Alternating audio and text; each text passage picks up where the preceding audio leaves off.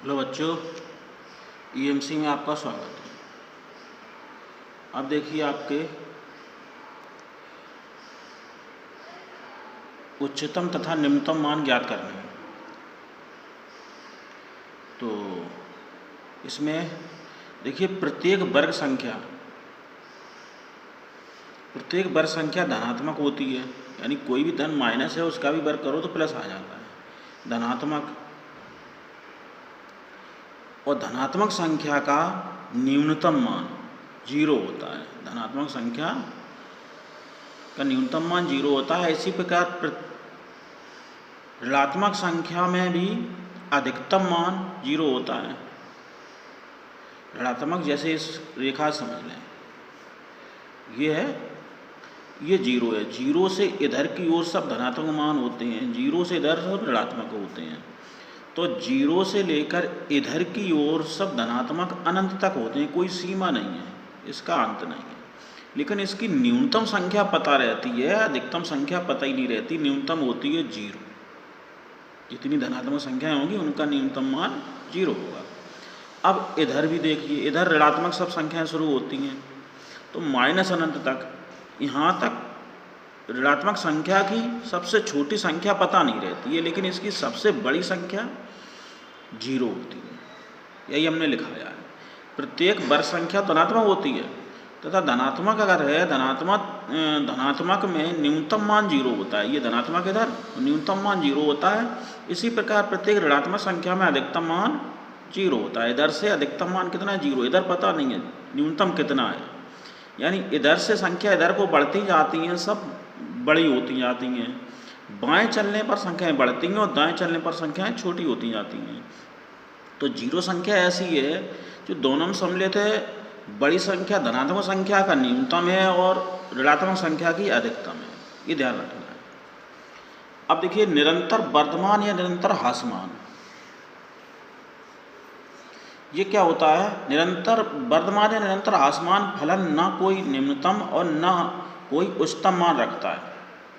निरंतर वो वर्धमान है, तो वर्धमान आगे बढ़ता जाएगा, ऐसा ना उसका उच्चिष्ट होगा, कोई सीमा ही नहीं होगी। जैसे ये रेखा है, ऐसे सीधे चली जा रही है और नीचे बाएं से दाएं बढ़ेंगे, सीधी बढ़ती जाएगी, तो ये वर्धमान हुआ और उसकी कोई सीमा नहीं, कहाँ तक जाए, नीचे भी सीमा नहीं है।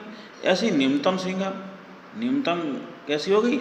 निरंतर ह्रासमान। ह्रासमान का मतलब नीचे की ओर, ऐसी इधर की ओर बढ़ रही, नीचे की ओर बढ़ी, उसकी कोई सीमा नहीं है, नीचे तक कहाँ तक जाए ऊपर से।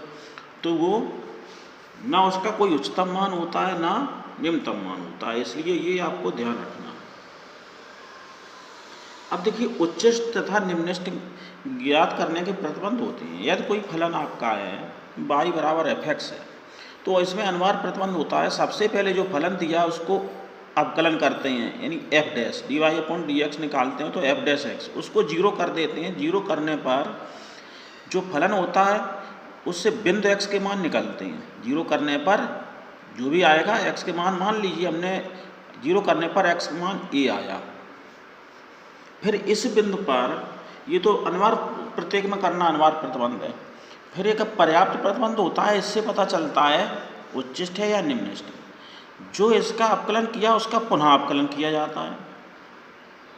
जो भी आ जाए उसको x बराबर, जो यहाँ से बिंदु मिले वो x बराबर मान लीजिए a मिला, वो x की जगह रखने पर अगर धनात्मक संख्या आ जाए, जो d2y/dx² निकलता है उसमें x फलन आएगा, x की जगह a रखने पर धनात्मक आ जाए तो फलन x बराबर a पर निम्निष्ट होगा। कैसा होगा? प्लस आए तो निम्निष्ट, उल्टा होता है। और अगर x बराबर a रखने पर माइनस आ जाए तो फलन उच्चिष्ट होगा। समझ आया? उल्टा होता है। अभी समझाते हैं। और यदि d2y/dx² x बराबर a पर रखने पर ना प्लस आ रहा ना हमारा 0 हो रहा है, तो फिर क्या करते हैं? तो d3y/dx³ पुनः और अवकलन करते हैं। उसकी जगह फिर x की जगह 0, वो 0 नॉट इक्वल 0 आ जाए, यानी 0 ना हो, तो फलन ना तो उच्चिष्ट होगा और ना ही निम्निष्ट होगा। अगर ये भी 0 आ रहा है तो फिर d4y/dx 4 निकालते हैं, वो नॉट इक्वल 0, तो फलन उच्चिष्ट। अगर वो भी 0 हो जाता है। तो आगे इसी प्रकार प्रक्रिया चलती रहती है लगातार।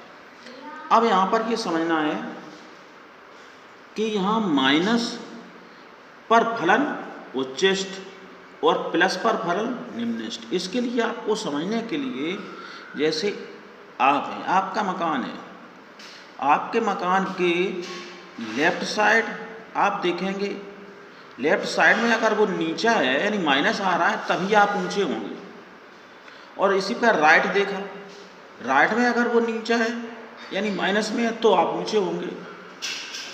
अगर वो प्लस आया तो आप नीचे हो जाएंगे यानी वो ऊंचा है। तो वही चीज़ इसमें ये लेफ्ट राइट में देखते हैं, अगर माइनस है तो उच्च आप ऊंचे हैं, और अगर प्लस है तो आप नीचे है, निम्निष्ट है। क्लियर हो गया? ठीक है। अब देखिए आगे एक्सरसाइज। एक्सरसाइज क्या है?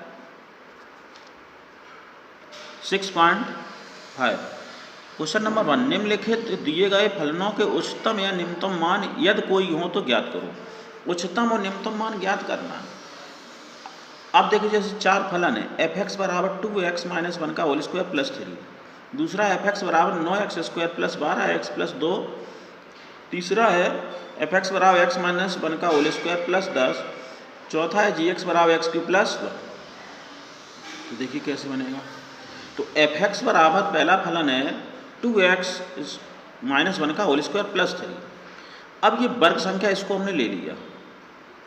आपको निम्नतम और उच्चतम मान ज्ञात करना कोई हो तो ये वर्ग संख्या कैसी है आपकी? धनात्मक। ठीक। तो वर्ग संख्या सभी पॉजिटिव धनात्मक होती हैं, अतः वर्ग संख्या का न्यूनतम मान होता है 0।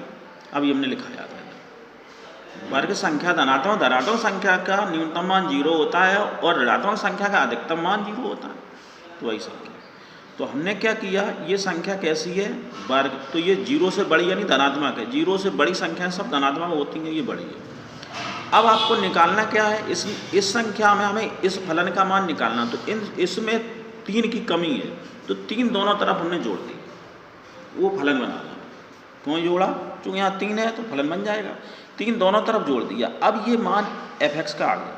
तो f(x) का मान कितना आया? इधर 3 आया, 0 में 3 जोड़ा, 3 से बड़ा, यानी ये f(x) का मान 3 से बड़ा है। तो बड़ा है तो इसका मान, बड़ा का मतलब सब धनात्मक, इससे बड़ी संख्या है। तो ये कितनी हुई? न्यूनतम संख्या। अतः f(x) का न्यूनतम मान कितना हुआ? 3। इससे सब बड़े होंगे तो ये न्यूनतम संख्या हो गई। तो न्यूनतम मान 3 हुआ, अधिकतम मान कोई नहीं है, इधर की ओर चिन्ह है ही नहीं उसमें, एक वर्ग संख्या है। आगे देखिए अगला क्वेश्चन है सेकंड, f(x) बराबर 9x² प्लस 12x प्लस 9। तो f' निकाला हमने उच्च निम्न से, इसका अवकलन किया तो 18x प्लस 12 हुआ। ठीक। तो इसको 0 करते हैं, 0 रखने पर तो इधर कितना हुआ? 18x प्लस 12 बराबर 0, x बराबर -12/18 -2/3 आया। तो x बराबर -2/3 f"x निकालो पर्याप्त प्रतिबंध में। तो इसका अवकलन किया तो 18 हुआ, ये कैसे? धनात्मक। x बराबर रखेंगे, x है ही नहीं तो ये धनात्मक आएगी। धनात्मक आया, अतः इसका x बराबर -2/3 पर ये कैसा? निम्निष्ट होगा। अब निम्निष्ट मान पूछा है तो -3/2 जो आया x का मान, ये इस फलन में रख दिया जाता तो निम्निष्ट मान आ जाएगा। तो निम्निष्ट मान कितना रखा? x जगह -3/2 रख दो इसमें। 9 गुणे -3/2 का वर्ग प्लस 12 गुणे -3/2 प्लस 2। इसको सॉल्व करो तो 9 गुणे 4/9 हुआ, माइनस के 12 -2/3 चौको 12 माइनस के 8 प्लस के 2 8 और ये 8 कट गए, -2 आया। तो निम्निष्ट मान आपका माइनस का 2 आया। ठीक है। अगला देखिए क्वेश्चन थर्ड पार्ट क्या है? f(x) बराबर यहाँ माइनस लगा है, x - 1 का होल स्क्वायर प्लस 10। अभी हमने निकाला था ये कैसी संख्या? वर्ग, लेकिन आगे माइनस लगी है तो ये कैसे हुआ? निगेटिव। ये तो प्लस है, प्लस के आगे माइनस लगा है तो ये कैसे हो गई? वर्ग संख्या धनात्मक होती हैं तो ये माइनस लगा, ये ऋणात्मक हो गई, तो ये संख्या ऋणात्मक है। अतः ये कैसे मान रखेगी? अधिकतम। ऋणात्मक संख्याओं का अधिकतम मान होता है, वह संख्या रेखा बताया था, और अधिकतम धनात्मक का न्यूनतम मान 0 होता है, तो ये 0 के छोटी होगी। अतः इसको -x-1 का whole square is less than 0 हो गई, यानी ये 0 से छोटी है। देखो माइनस लगा है तो छोटी हो गई, 0 से छोटी संख्या है। अब इसमें हमें 10 जोड़ना है, दोनों पक्षों में ये फलन बनाना है। तो दोनों पक्षों में ये 10 हमने जोड़ दिया, इधर 0 में 10 10 जोड़ा, तो ये फलन कितना हुआ? f(x). इसका मान हमने यहाँ से ये f(x) रख दिया, तो इसका मतलब f(x) का मान 10 से छोटा कितना है? 10 से छोटा, 10 से सबसे छोटी संख्या इधर की बाईं ओर, तो ये अधिकतम संख्या हो गई। तो अधिकतम मान कितना आया? 10। इससे अधिक नहीं हो सकता, इससे सब छोटी छोटी, इससे बाईं ओर सब छोटी होती हैं, दाईं ओर धनात्मक होती हैं, तो इसका अधिकतम मान आएगा और इसका निम्नतम मान कोई नहीं होगा। इसी प्रकार चौथा है f(x) बराबर x³ + 1, ये निरंतर वर्धमान फलन है। इसका ग्राफ बनाएंगे, x जगह 1 रखेंगे तो आएगा कितना? 2। ऊपर की y का मान 2 ऊपर बढ़ेंगे, 2 रखेंगे तो 9 हो जाएगा, 2 दूनी 4 दूनी 8 1 9, यानी लगातार बढ़ता है, निरंतर वर्धमान है। तो ये फलन ना तो निम्नतम मान रखता है ना उच्चतम मान रखता है। ठीक है, धन्यवाद।